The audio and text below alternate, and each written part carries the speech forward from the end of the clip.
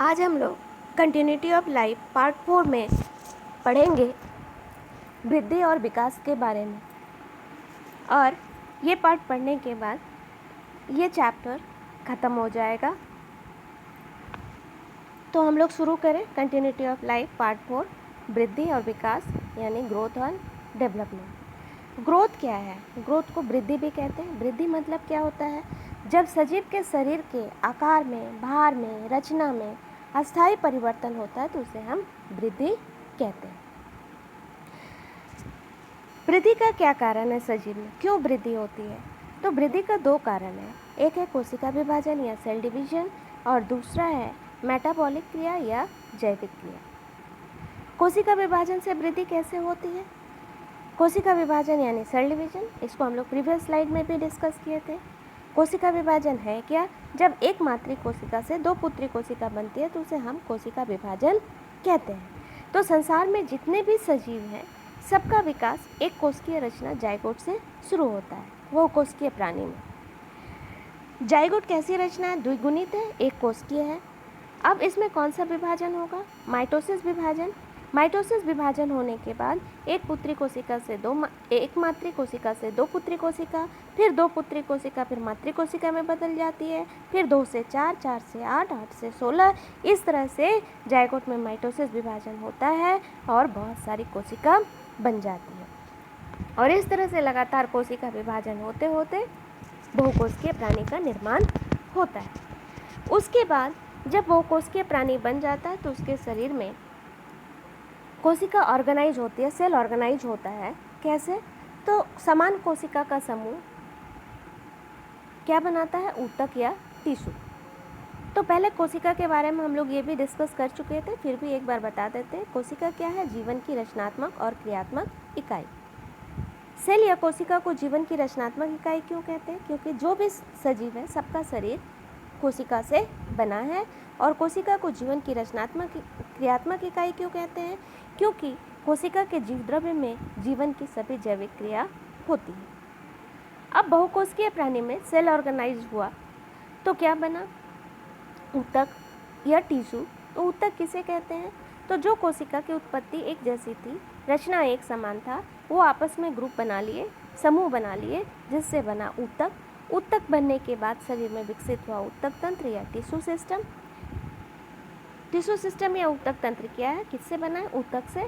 तो अब समान ऊतक नहीं, विभिन्न ऊतक का समूह मिल करके जब एक कार्य को करने लगता है तो उसे हम कहते हैं ऊतक तंत्र।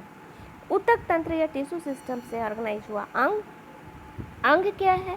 तो अब विभिन्न ऊतक तंत्र मिल करके जब एक कार्य को करते हैं तो बनता है अंग या ऑर्गन। और ऑर्गन, विभिन्न तरह के ऑर्गन या अंग एक साथ मिलकर जब एक कार्य को करते हैं तो बनता है अंग तंत्र। और इस तरह से एक जीव का निर्माण होता है। तो हम लोग पहले देखें कोशिका विभाजन के कारण वृद्धि होती है। दूसरा कारण है सजीवों के शरीर में वृद्धि का, जिससे शारीरिक वृद्धि होती है। सजीव का शरीर का आकार, भार, आयतन में अस्थायी परिवर्तन होता है। तो दूसरा कारण है वृद्धि का, ग्रोथ का, जैविक क्रिया या मेटाबॉलिक प्रोसेस। तो मेटाबॉलिक प्रोसेस पहले समझ लें। मेटाबॉलिक प्रोसेस क्या है? सजीव के शरीर में होने वाली सभी रासायनिक क्रिया को हम लोग मेटाबॉलिक क्रिया कहते हैं। रासायनिक क्रिया जो सजीव के शरीर में चलती है दो तरीके से चलती है। एक है एनाबॉलिक या रचनात्मक क्रिया और दूसरा है कैटाबॉलिक या नाशात्मक क्रिया। रचनात्मक क्रिया, किसी भी रासायनिक क्रिया को हम लोग एनाबॉलिक या रचनात्मक क्रिया क्यों कहते हैं? इसके 3 कारण हैं। जब किसी भी रासायनिक क्रिया में सरल यौगिक जटिल यौगिक में बदलता है, ऊर्जा संचित होती है। तीसरा कारण है ऊर्जा संचित होगी तो सजीव के शरीर का सुस्त भार बढ़ जाता है। एनाबॉलिक क्रिया तुम लोग पहले भी पढ़े होगे फोटोसिंथेसिस के बारे में। इसमें क्या होता है? कार्बन डाइऑक्साइड और जल सहयोग करता है। कार्बन डाइऑक्साइड और जल क्या है? सरल यौगिक है।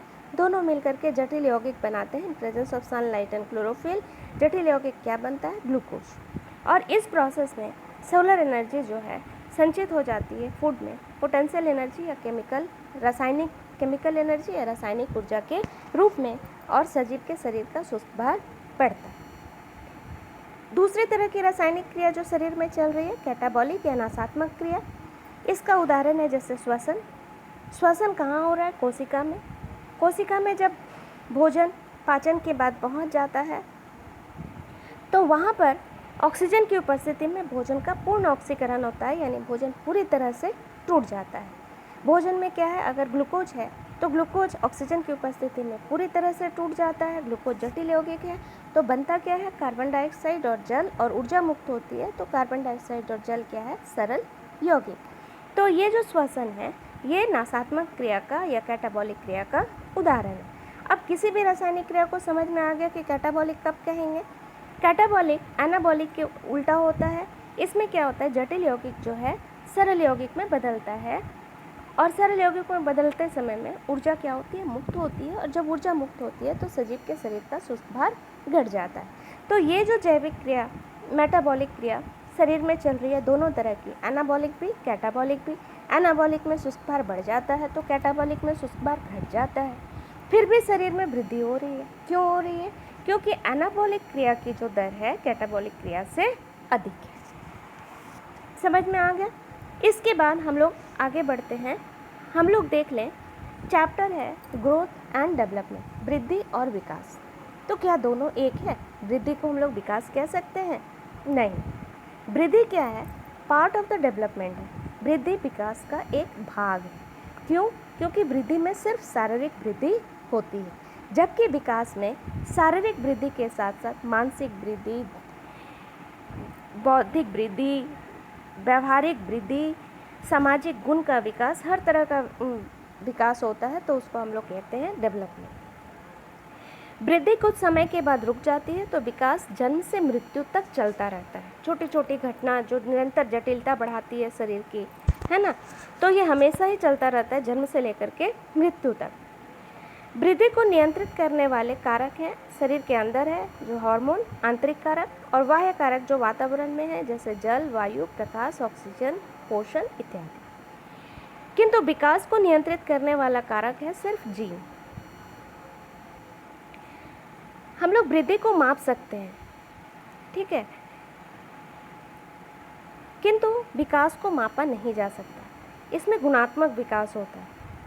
वृद्धि को हम लोग कैसे माप सकते हैं? किसी भी सजीव के सुस्त भार को ज्ञात कर सकते हैं, लंबाई कितनी है, उसका आयतन कितना है, कोशिका की संख्या कितनी है। पौधे में वृद्धि को मापने का एक यंत्र है, उसको हम लोग क्या बोलते हैं? ऑक्सेनोमीटर। तो हम लोग वृद्धि और विकास में अंतर क्लियर, स्पष्ट हो गया। अब वृद्धि और विकास में क्या अंतर है समझ में आ जाएगा। वृद्धि को विकास नहीं कह सकते हैं, विकास का भाग है वृद्धि। अब हम लोग थोड़ा देख लें, पौधे में वृद्धि और जंतु में वृद्धि, growth of plant and growth of animal में क्या डिफरेंस है। तो पौधे में वृद्धि क्या होती है? जीवन पर्यंत होती है। जंतुओं में वृद्धि का एक निश्चित समय होता है। पौधे में वृद्धि कैसे होती है? अनियमित, जिसके कारण पौधा कैसा हो जाता है? टेढ़ा मेढ़ा। जंतुओं में वृद्धि कैसे होती है? नियमित, मतलब पौधे जंतु में सभी अंग समान रूप से बढ़ते हैं। पौधे की आयु को हम लोग एनुअल रिंग या वार्षिक वलय को गिनकर ज्ञात कर सकते हैं। अब एनुअल रिंग क्या है? तो जब पौधा 1 साल का हो जाता है तो उसके तने में एक रिंग जैसी रचना बन जाती है। अब किसी भी कटे हुए तने को ध्यान से देखेंगे आप लोग तो उसमें रिंग जैसी रचना दिखाई देगी। अब हर साल एक एक रिंग बनता है, तो आप रिंग की संख्या को ज्ञात करके बता सकते हैं कि पौधे की आयु अगर 20 रिंग है तो पौधे की आयु 20 साल। किंतु जंतु में ऐसा कोई एनुअल रिंग नहीं बनता। हम लोग जंतु की आयु कितनी है वो ज्ञात नहीं कर सकते। पौधे की वृद्धि पर प्रकाश का प्रभाव पड़ता है, जंतु की वृद्धि पर प्रकाश का कोई प्रभाव नहीं पड़ता है। वृद्धि मतलब क्या? शारीरिक वृद्धि। पौधे में भी शारीरिक वृद्धि हो रही है, पौधे की भी लंबाई बढ़ती है। किंतु पौधे में 2 तरह से वृद्धि हो रही है, शारीरिक वृद्धि। कोई भी पौधा पहले लंबाई में बढ़ता है जिसे हम लोग कहते हैं प्राथमिक वृद्धि। जब प्राथमिक वृद्धि पूरी हो जाती है तो पौधे में द्वितीयक वृद्धि शुरू होती है जिससे पौधे की मोटाई बढ़ती है। क्लियर? अब हम लोग आगे बढ़ते हैं। पौधे में भी वृद्धि कहाँ से शुरू होती है? एक कोश की रचना जाइगोट से, माइटोसिस विभाजन होता है, इसके बाद धीरे धीरे बड़ा और बहुकोषीय पौधा विकसित होने लगता है। पौधे में लंबाई भी बढ़ रही है, उसके बाद मोटाई भी बढ़ती है। इसके बाद हम लोग देख रहे हैं मनुष्य में वृद्धि की अवस्था। तो हम लोग फीटल ग्रोथ का देख रहे हैं फ्रॉम 4 to 40 वीक्स। तो मनुष्य में भी वृद्धि कहाँ से शुरू होती है? एक कोशिकीय रचना जाइगोट से। जाइगोट में माइटोसिस विभाजन होता रहता है, बहुत सारी कोशिका का निर्माण शुरू हो जाता है, फिर कोशिका में डिफरेंशिएशन होने लगता है और इस तरह से मनुष्य का विकास एक कोशिकीय रचना से शुरू होता है और माँ के गर्भ में फीटस के निर्माण जब पूरा हो जाता है 9 महीने के बाद, तो उस बच्चे में लगभग शरीर में लगभग 2000 करोड़ कोशिका होती है जिस समय नवजात बच्चा माँ के शरीर से बाहर निकलता है। तो स्टार्ट हुआ था वृद्धि एक कोशिकीय रचना से। जब माँ के गर्भ से हम लोग बाहर निकलते हैं तो उस समय हमारे शरीर में कितनी कोशिका हो जाती है? 2000 करोड़ कोशिका। उसके बाद भी हम लोग के शरीर का आकार बढ़ता है, भार बढ़ता है, आयतन बढ़ता है। तो यहाँ भी कोशिका विभाजन चलती रहती है, कोशिका की संख्या बढ़ती है, शरीर का आकार बढ़ता है, शरीर के भार में अस्थायी परिवर्तन हो जाता है। फिर हम लोग उस वृद्धि की अवस्था से जितनी वृद्धि हो गई, वृद्धि अपरिवर्तनीय है, फिर हम अपने बढ़े हुए अवस्था से फिर छोटी अवस्था में वापस नहीं आ सकते हैं। अब हम लोग देख लें सजीवों में वृद्धि की अवस्था या फेजेस ऑफ ग्रोथ। किसी भी सजीव में वृद्धि की 3 अवस्था होती है। पहली अवस्था है कोशिका विभाजन की अवस्था या फेज ऑफ सेल डिवीजन।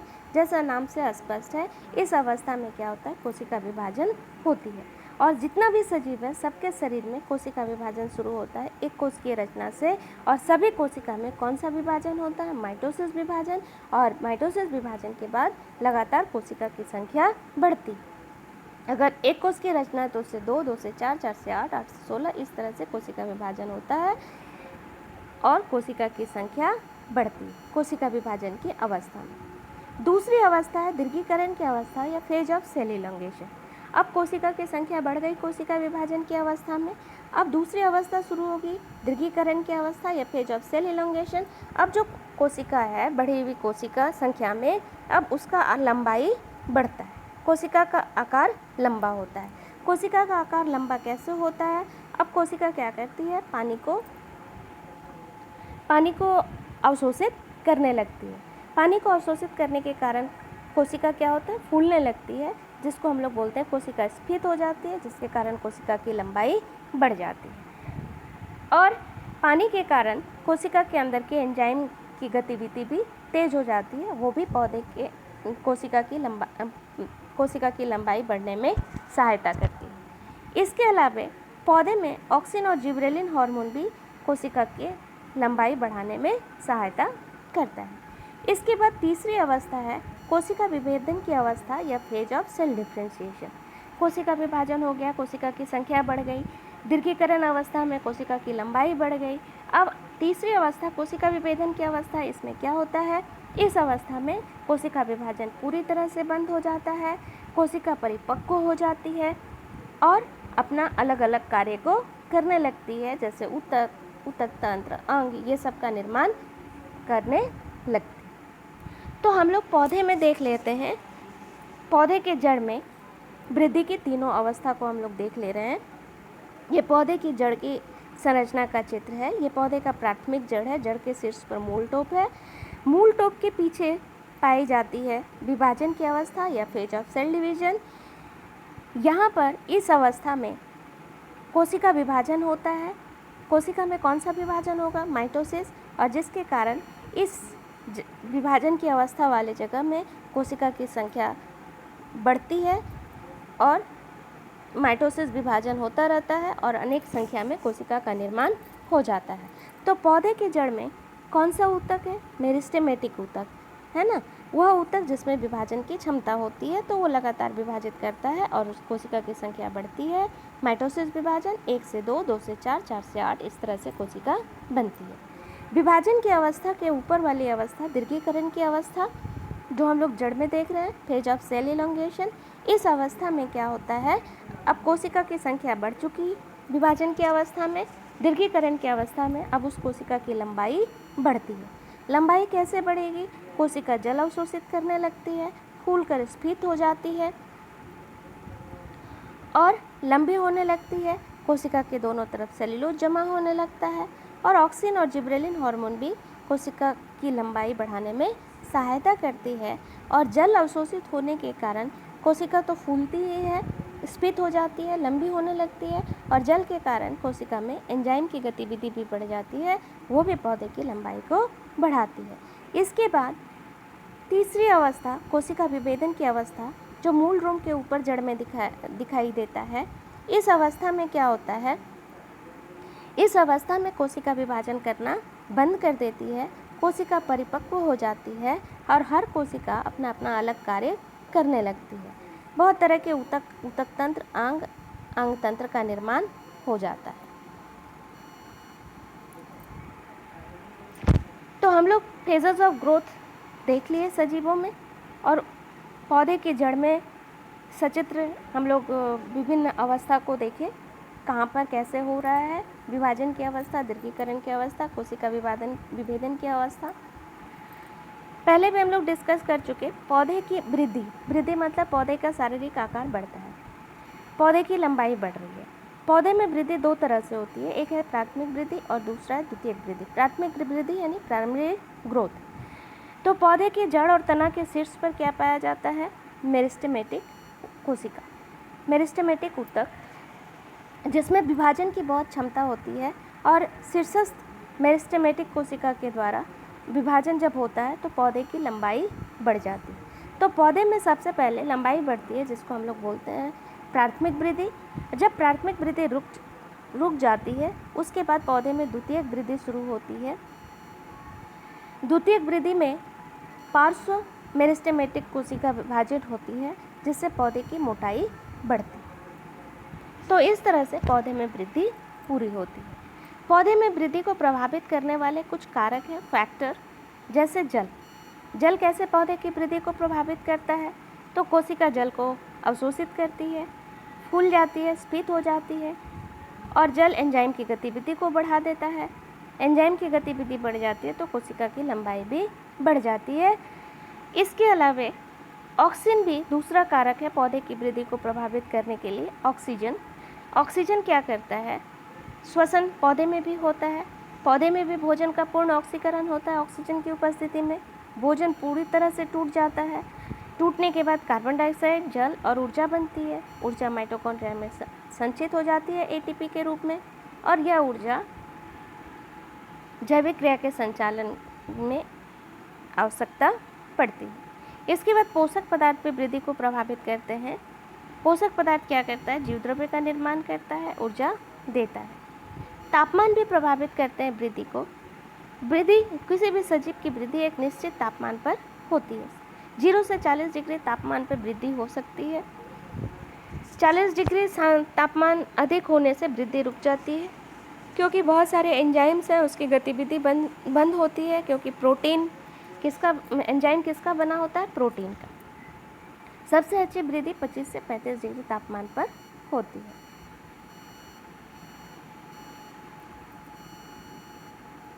इसके बाद हम लोग थोड़ा और समझ लें grand period of growth. Grand period मतलब होता है कुल समय, है ना, वृद्धि का कुल समय। तो ग्रैंड पीरियड ऑफ ग्रोथ किसे कहते हैं, तो जन्म से मृत्यु के बीच में कुल समय, जन्म से मृत्यु के बीच का कुल समय को हम लोग कहते हैं जीवन काल। तो जन्म से मृत्यु के बीच का कुल समय, जिसमें कोशिका, ऊतक और जीव वृद्धि करता है, उस कुल समय को हम लोग क्या कहते हैं, कुल समय जिसमें वृद्धि हो रही है उसको हम लोग बोलते हैं grand period of growth. Grand period of growth यानी उस पीरियड में सजीव किस तरह से वृद्धि करते हैं, वृद्धि की कितनी अवस्था हो रही है वहाँ पर, 4 अवस्था। पहली अवस्था है लेग फेज, दूसरी अवस्था है लॉग फेज, तीसरी अवस्था है सेनेसेंस या क्षय अवस्था, और चौथी अवस्था है डेथ फेज या अंतिम अवस्था। लैग फेज क्या है, इस अवस्था में समय अधिक लगता है और वृद्धि कम होती है। लॉग फेज क्या है, समय कम और वृद्धि अधिक होती है। तीसरी अवस्था है सेनेसेंस या क्षय अवस्था। इस अवस्था में वृद्धि की दर क्या होने लगती है, कम होने लगती है। उसके बाद वृद्धि रुक जाती है, बहुत सारे शरीर में परिवर्तन होते हैं, धीरे धीरे शरीर डेथ फेज की तरफ अग्रसर होता है। तो यहाँ पर हम लोग ग्रोथ कर्व भी थोड़ा जान लें। ग्रोथ कर्व क्या है, तो जब कुल समय और उस समय में वृद्धि कितनी हुई, उसके बीच में अगर हम ग्राफ खींचते हैं तो एक कर्व जैसी रचना मिलती है, जिसको हम लोग क्या कहते हैं, ग्रोथ कर्व। और ये कर्व जो ग्रोथ कर्व मिला, दिखने में कैसा लगता है, अंग्रेजी के कैपिटल एस के समान, एस के समान है, इसलिए इस कर्व को हम लोग सिग्मॉइड कर्व भी कहते हैं। अब इस ग्राफ में कुल वृद्धि और कुल समय के बीच में जो ग्रोथ कर्व है, इस कर्व से हमें 4 अवस्था पता चल रहा है, जो हम लोग ग्रैंड पीरियड ऑफ ग्रोथ में देखे थे, जन्म से मृत्यु के बीच का कुल समय में जो वृद्धि हो रही है। तो सबसे पहले क्या देखते हैं, लैग अवस्था, समय अधिक लग रहा है किंतु वृद्धि कम हो रही है। क्यों वृद्धि कम हो रही है, क्योंकि सजीव को वातावरण के साथ समायोजन एडजस्ट करने में थोड़ा समय लगता है, इसलिए उस अवस्था में वृद्धि कम होती है। उसके बाद समय कम और वृद्धि की दर तेज हो जाती है, उस अवस्था को हम लोग कहते हैं लैग अवस्था या एक्सपोनेंशियल अवस्था। तीसरी अवस्था, कर्व नीचे थोड़ा आ रहा है, सेनेसेंस अवस्था या क्षय अवस्था, इसमें वृद्धि की दर कम होने लगती है। चौथी अवस्था है डेथ फेज, ये कर्व थोड़ा नीचे आ रहा है, वृद्धि रुक जाती है, शरीर में अन्य परिवर्तन होने लगते हैं और शरीर धीरे धीरे डेथ की तरफ अग्रसर होता है।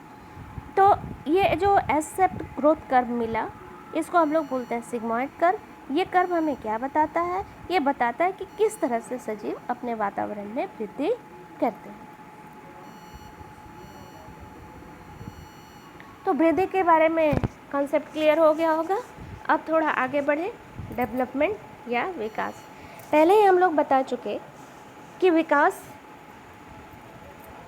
ग्रोथ से बड़ा भाग है। ग्रोथ में, वृद्धि में क्या हो रहा है, सिर्फ शारीरिक विकास होता है, किंतु सिर्फ शारीरिक वृद्धि हो रही है ग्रोथ में, किंतु डेवलपमेंट क्या है, इसमें मनुष्य के शरीर में जन्म से लेकर मृत्यु तक निरंतर शरीर में जटिलता बढ़ती, और इस बढ़ती जटिलता को ही मनुष्य के सभी सजीव में जन्म से लेकर मृत्यु तक जटिलता बढ़ती जाती है, जिसे हम लोग क्या कहते हैं, विकास। वृद्धि में सिर्फ शारीरिक वृद्धि होती है, किंतु विकास में क्या होता है, शारीरिक, मानसिक, व्यवहारिक, सामाजिक गुणों का विकास क्रमिक रूप में होता है और यह जीन के द्वारा नियंत्रित होता है। अर्थात विकास के समय में शारीरिक वृद्धि के साथ साथ गुणात्मक वृद्धि भी होती है। शारीरिक वृद्धि मतलब सिर्फ ग्रोथ हुआ था, अब धीरे धीरे क्या होता है, परिपक्वता आती है, प्रजनन क्षमता आती है। प्रजनन क्षमता के बाद धीरे धीरे वृद्धि रुक जाती है, बुढ़ापा की अवस्था आती है, शरीर में बहुत सारे जटिलता बढ़ने लगती है, फिर धीरे धीरे मृत्यु की तरफ हम लोग अग्रसर होते हैं। तो विकास डेवलपमेंट समझ में आ गया। जन्म से लेकर के मृत्यु तक शरीर में जो निरंतर जटिलता बढ़ती जा रही है, धीरे धीरे शरीर में बहुत सारे गुणात्मक विकास हो रहे हैं। ये पूरी अवस्था को, जिसमें शारीरिक, मानसिक, व्यवहारिक, सामाजिक गुण विकसित होते हैं, इसी को हम लोग क्या कहते हैं, विकास। अब समझ लें लाइफ स्पैन या जीवन काल क्या है। तो जन्म से मृत्यु तक के बीच का समय, जन्म जितना दिन तक हम लोग जीते हैं वो हम लोगों का क्या है, जीवन काल। तो हम लोग के शरीर में कुछ कुछ कोशिका है, उसका जीवन काल हम लोग देख लेते हैं। जैसे आँख के लेंस की कोशिका या सेरिब्रम के कॉर्टेक्स की कोशिका, उसका जीवन काल जीवन पर्यंत चलता है। त्वचीय कोशिका जो त्वचा का निर्माण करती है, इसका जीवन काल 2 सप्ताह का होता है। अस्थि कोशिका, उसका जीवन काल 10 साल का होता है। यकृत कोशिका, इसका जीवन काल 300 से 500 दिन का होता है। पौधे में वृद्धि के बाद पौधे में भी विकास होता है, और ये विकास बहुत सारे आंतरिक और बाह्य कारक द्वारा नियंत्रित होते हैं।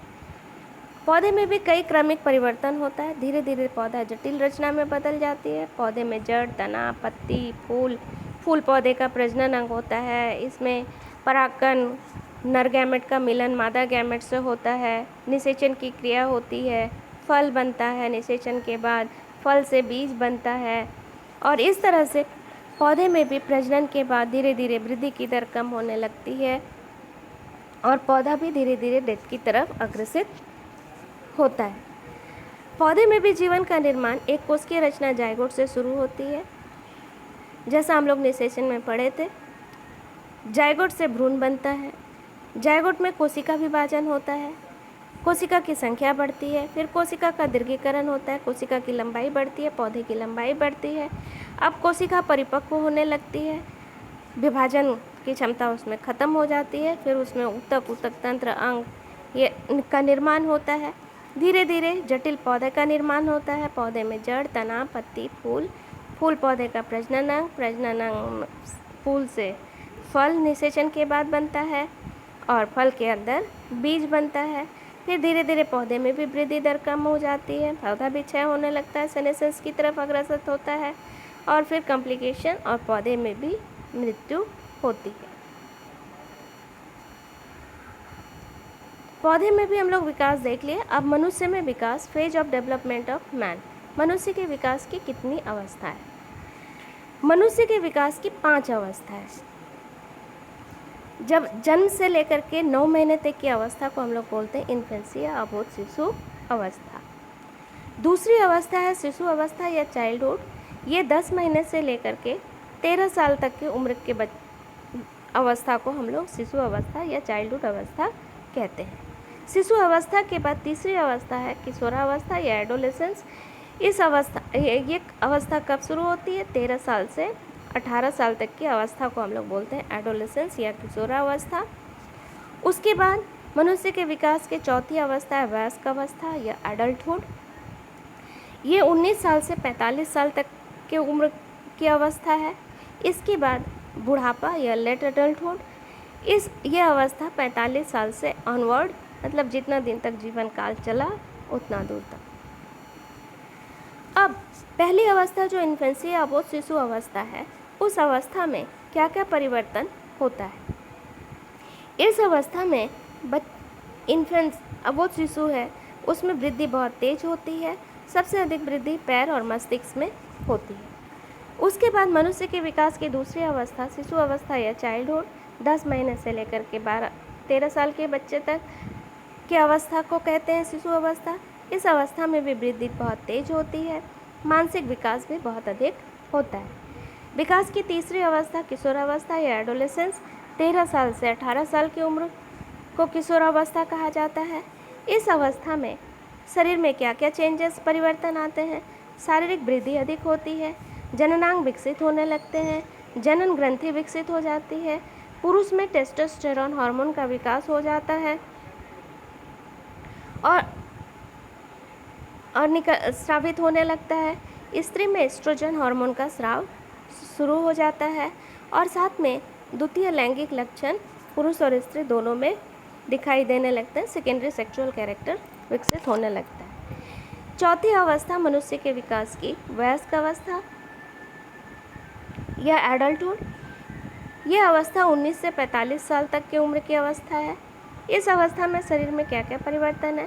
शरीर की वृद्धि अधिक होती है, प्रजनन क्षमता आ जाती है और मानसिक विकास होता है। मनुष्य के विकास की सबसे अंतिम अवस्था है बुढ़ापा या लेट एडल्टहुड। 45 साल से 80 या 60 या 70 जितना दिन तक का जीवन काल है। इस अवस्था में क्या होता है? शरीर में परिवर्तन, वृद्धि बंद हो जाती है, बहुत सारे शरीर में जटिलता उत्पन्न होती है, जैसे हृदय रोग, रक्तचाप या ब्लड प्रेशर बढ़ जाता है, रक्त में शुगर या शर्करा की मात्रा बढ़ने लगती है, प्रजनन क्षमता नहीं रहती, स्त्रियों में मासिक चक्र बंद हो जाता है, पुरुषों में शुक्राणु का निर्माण बंद हो जाता है। अब इस विकास की अवस्था को हम लोग चित्र के द्वारा देखकर चैप्टर को कंक्लूड करेंगे। पौधे में ग्रोथ का स्टेज या डेवलपमेंट का स्टेज हम लोग देख लें। बीज लगाए तो शुरू में 2 पत्ता निकला, 2 नया पत्ता को हम लोग क्या कहते हैं? सीडलिंग या नया छोटा पौधा या बेबी प्लांट, जिसमें शुरू में 2 नया पत्ता निकला। अब उसमें वेजिटेटिव ग्रोथ हो रहा है, मतलब शारीरिक आकार में वृद्धि हो रही है, पौधे की धीरे धीरे लंबाई बढ़ रही है। वेजिटेटिव ग्रोथ 2 तरह से होता है, पहले भी बताए थे। पौधे की लंबाई बढ़ती है पहले, उसके बाद फिर पौधे की मोटाई बढ़ती है। उसके बाद पौधे में वेजिटेटिव ग्रोथ या शारीरिक वृद्धि होने के बाद पौधे में भी प्रजनन की क्षमता आ जाती है। पौधे में प्रजनन किसके द्वारा होता है? फूल के द्वारा। फूल की कलिका बनने लगती है, कलिका पूर्ण रूप से खिलकर फूल का निर्माण करती है। फूल पौधे का क्या है? प्रजनन अंग है। अब इसमें प्रजनन की क्षमता आ गई, प्रजनन की क्षमता विकसित हो गई। अब परागकण अंडा या एग से मादा गैमेट से मिलेगा, निषेचन की क्रिया होती है, जिससे फूल से क्या बन जाता है, फल, है ना। और फल के अंदर बनता है बीज, धीरे धीरे फल पकने लगता है। तो इस तरह से पौधे में विकास हो रहा है। फिर धीरे धीरे प्रजनन की क्षमता भी पौधे में कम होने लगती है, अन्य जटिलता आने लगती है और पौधे में भी डेथ फेज आता है। उसी तरह से मनुष्य का डेवलपमेंट स्टेज पहले भी समझा चुके। ये कौन सी अवस्था है, इन्फेंसी, इसका समय काल 0 से 9 महीना। उसके बाद ये दूसरी अवस्था है मनुष्य के विकास की, इस अवस्था को हम लोग क्या कहते हैं, चाइल्डहुड। इसका समय क्या है, 10 महीने से लेकर के 13 साल। उसके बाद की अवस्था है एडोलेसेंस, 13 साल से 18 साल का समय को एडोलेसेंस बोलते हैं। उसके बाद की अवस्था है एडल्टहुड, एडल्टहुड का समय है 19 से 45 साल। इसके बाद है लेट एडल्टहुड, 45 साल से ऑनवर्ड। लेट एडल्टहुड या बुढ़ापा अवस्था, जिसमें अभी बताया बहुत सारी जटिलता होने लगती है, वृद्धि रुक जाती है और धीरे धीरे हम लोग मृत्यु की तरफ अग्रसर होते हैं।